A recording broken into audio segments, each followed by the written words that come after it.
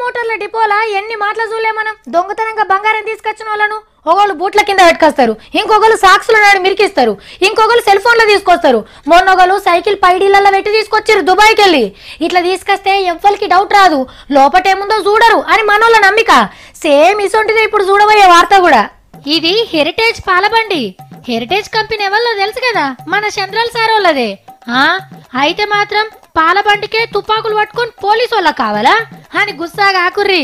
ఇక తలుపులు తీయన్న, మా వాళ్ళు మాలేందో చూస్తారట. ఏ పొయ్యిల కట్టలేమో అని అనుకునే రాయింత ఎర్ర చందనం మొద్దులు ఇల్వ 2 కోట్లకు మీదనే ఉంటది. పొద్దుగాల తిరుపతి అడవులలో పట్టుకున్నారు బండిని. ఇక అస్సలు ముచ్చట ఏంటంటే ఈ బండిని హెరిటేజ్ పాల కంపెనీకి గుత్తకు పెట్టిర్రట. పాలెన్ని ట్రిప్పులు కొడితే ఏమొస్తాయి అని అనుకున్నాడేమో. మంచిగా సైడ్ బిజినెస్ కింద ఎర్ర చందనం లోడ్ కొడుతుండు.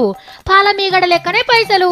హెరిటేజ్ పేరు చూస్తే చాలు సీఎం సార్ కంపెనీ బండి అని ఎవ్వలైనా ఆపరు. అవసరమైతే ట్రాఫిక్ క్లియర్ చేసి జల్దిన పంపుతారు. గా పలుగువాడితోనే ఎర్ర చందనం లోడ్ వేసుకోబోతున్నాడు మహారాజు లెక్క. ఇప్పటిదాకా ఎంత మోసిండ్రేమో మరి. అయితే పొద్దుగల పాలబండి అడవిలకెళ్ళి వస్తా అంటే పోలీసు వాళ్ళకి డౌట్ వచ్చింది. ఈ అడవిలో బర్లేడున్నాయి అని ఆపి చెకింగ్ చేస్తే ఎర్ర చందనం మొద్దులు చూసి ఆఫీసర్ల మోకాలే నల్లగైనాయి.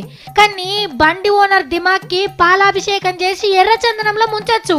డైరెక్ట్ గా ముఖ్యమంత్రి పతారనే వాడుకున్నందుకు.